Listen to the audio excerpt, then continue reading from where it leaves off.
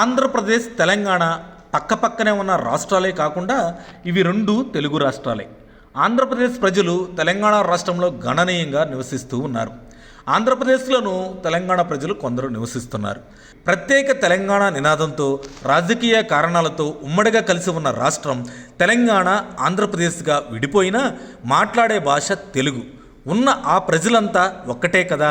ఒకసారి రెండు తెలుగు రాష్ట్రాలు పరిశీలిస్తే కనుక ముందుగా రాజకీయ నాయకులు అందరూ కూడా గతం మర్చిపోయారు.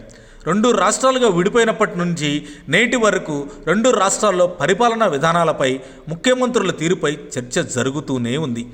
అన్ని పార్టీల రాజకీయ నాయకులు ప్రజలు రెండు తెలుగు రాష్ట్రాలను గమనిస్తూనే ఉంటారు కూడా, వేరే చెప్పాల్సిన పని లేదు. అది సరే, ఆంధ్రప్రదేశ్లో 5 ఏళ్లు జగన్మోహన్ రెడ్డి పరిపాలన, తెలంగాణలో గులాబీ దళపతి కేసీఆర్ పరిపాలన ఎలా జరిగాయనే చర్చ ఇప్పుడు అనవసరం.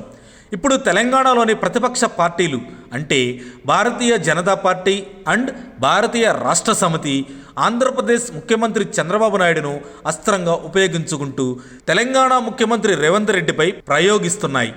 ఇంకో రకంగా చెప్పాలంటే రేవంత్పై మానసిక ఒత్తిడి పెంచుతున్నాయి, టెన్షన్ పుట్టిస్తున్నాయి.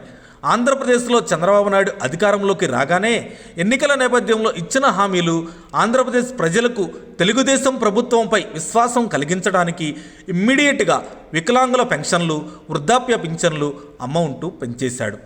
అంతేకాకుండా మెగా డిఎస్సి కూడా ప్రకటించేశాడు. ఇంకా కొన్ని హామీల అమలును ప్రకటించేశాడు సీఎం చంద్రబాబు నాయుడు. దీన్ని తెలంగాణ ప్రతిపక్ష పార్టీలు అస్త్రంగా వాడుకుంటూ రేవంత్ రెడ్డిని నిలదీస్తున్నాయి. ఏపీ సీఎం చంద్రబాబును చూసి నేర్చుకో, ఆయన మీ గురువే కదా అని సలహా ఇస్తున్నాయి. ఆర్థిక పరిస్థితి అధ్వానంగా ఉన్న ఆంధ్రప్రదేశ్లోనే ఇచ్చిన హామీలను వెంటనే అమలు చేస్తుంటే అధికారంలోకి వచ్చి 6 నెలలైనా ఎందుకు సైలెంట్గా ఉన్నావని సీఎం రేవంత్ రెడ్డిని బీజేపీ ఏలేటి మహేశ్వర్ రెడ్డి, బీఆర్ఎస్ మాజీ మంత్రి హరీష్ రావు ప్రశ్నిస్తున్నారు. దీనికి మంత్రి శ్రీధర్ బాబు సమాధానమిస్తూ పక్క రాష్ట్రం సీఎం సంగతి మనకెందుకు, తెలంగాణలో కేసీఆర్ ఆర్థిక వ్యవస్థను నాశనం చేశారని దాన్ని గాడిలో పెట్టే పనిలో ఉన్నామని మంత్రి శ్రీధర్ బాబు అన్నారు.